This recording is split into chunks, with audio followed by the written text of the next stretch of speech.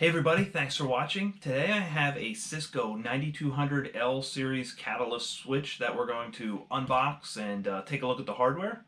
I want to talk a little bit about some of the new features on this unit and whether or not it might be the right fit in your environment. If you find this stuff helpful, hit that subscribe button and give us a thumbs up. With that being said, let's dive in and check it out firsthand. First things first, we're going to open the box up and get some of the packaging out of the way.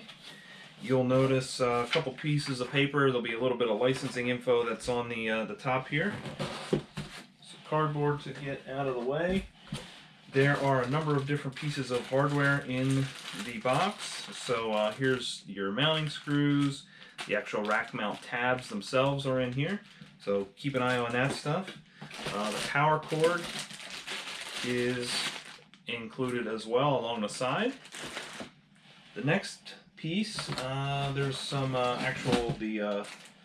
the block off plates for power supplies and the plates for stacking modules or stacking cables are in here as well. So we want to keep tabs on all of this stuff in case you need it. With all that stuff out of the way, we can actually go ahead and pull the switch out of the box, and you'll notice there's styrofoam on it. We will take that off, set the packaging out of the way, and unwrap the switch. With the switch unwrapped, I want to point out a couple key features and differentiators between the 9200 series and this, the 9200L series switch. The 9200 is modular. It has a modular uplink module. Whereas this guy, the L series, is fixed. So at the time of order, you have to know 1 gig, 10 gig, or there's actually even a 25 gig option at this point as of this recording. The other big differentiator is the stacking bandwidth. The 9200L will do 80 gigs of stacking throughput, whereas the 9200 will do 160. So you get a lot more stacking bandwidth with the straight 9200 series switch versus the L series. However, the nice thing about this is it is designed for light to medium campus access. So the footprint is actually smaller. If you look at the 9300 series, for instance, the chassis is much larger. So compact cabinets, branch offices, so forth.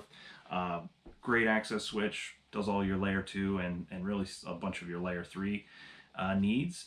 It does work with DNA and SD access. It does 1 virtual network, whereas the 9200 series will do 4, again, as of this recording.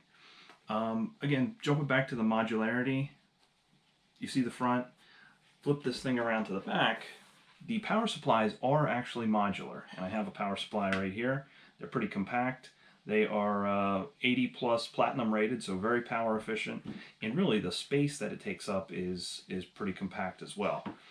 You can do dual power supplies, and again, this is the L series, so you can do dual power supplies for redundancy as needed.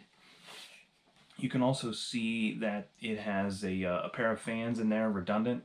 However, they are not field replaceable, so unlike the 92 and 9300 series, the fans cannot be field replaceable. So if you have a fan go bad, you're looking at actually replacing the whole unit, which is not a problem with Cisco TAC. Stacking modules or stacking cable plugs you can see there as well. If you have this deployed and it's not stacked, you actually have a plug for the opening to keep debris and so forth out. Shouldn't have a whole lot of debris, but to keep that sealed off, really the most important thing is to make sure the airflow is through the fans and through the proper channels rather than an open bay. Likewise, if you're doing just a single power supply, there is a block off plate for that as well. That just snaps in, and you know, away you go. This unit can be rack mounted both. You can see the screw holes there, both front, back, and middle. So depending on how you want to rack the switch, you have a number of options. And that's really it. If you want to check out the data sheet, go ahead. There are a couple other nuanced differences with number of MAC addresses and switching table information. But that's the 9200 Series L. Keep an eye on Cisco's website. There will likely be a couple other iterations of this coming down the road. Talk to your local Cisco partner, account team, you name it, and determine what switch is best for your specific needs, and go from there. I want to thank you for watching. Go ahead and hit that subscribe button, and we hope to see you back here sometime soon.